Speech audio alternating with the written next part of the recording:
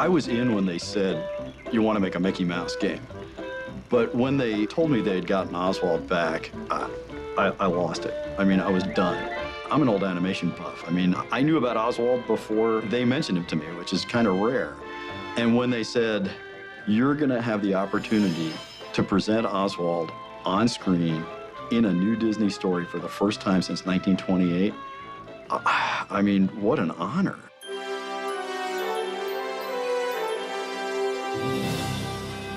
Well, Oswald the Lucky Rabbit was Walt Disney's first cartoon star, and he predates Mickey, of course. He's such a rich character, and if you look back at the old animation, it was so fun and so exciting. Oswald was different from other animated film stars of that time. Those cartoons that Walt and Ub made were little gems of storytelling. They weren't just a string of gags. Oswald would fall in love, have to deal with a rival. He would go to war. He would do all sorts of things. He was way ahead of his time.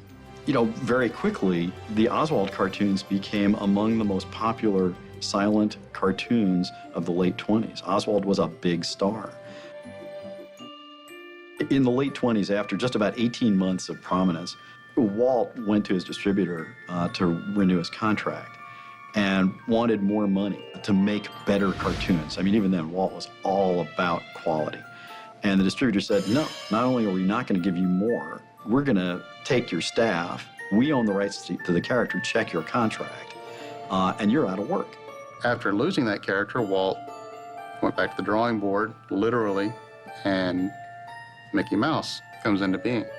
And so Mickey Mouse goes down a path of success no one saw coming. Maybe Walt did, but you know, he is what he is. Everyone on Earth knows who Mickey Mouse is.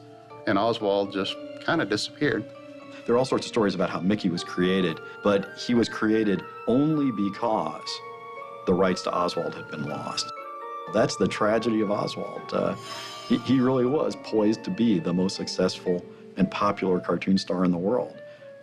But Mickey came along, and the rest is history. Oswald came back into the Disney fold in 2006, not to star in Disney Epic Mickey, but rather to serve as a catalyst for the game, because really he was the first forgotten character in Disney history. That's kind of the factual story.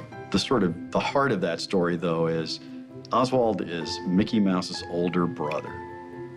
And Oswald looks at Mickey's success and just says, I was famous. You stole the life that should have been mine.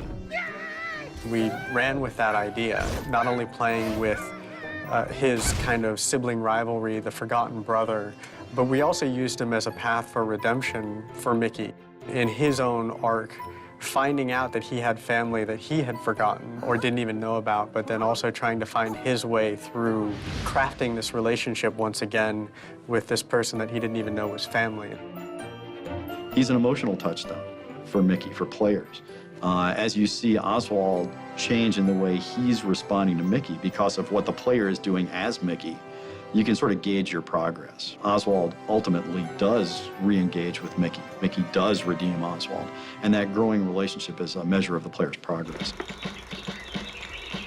I love Oswald, and I want to make him a hero too. That's, you know, kind of goal 1.5 for this project. I remind people how incredible a character Oswald is and set him up for success as a cartoon star, as a plush toy, you know, you name it. I want Oswald everywhere because he deserves it.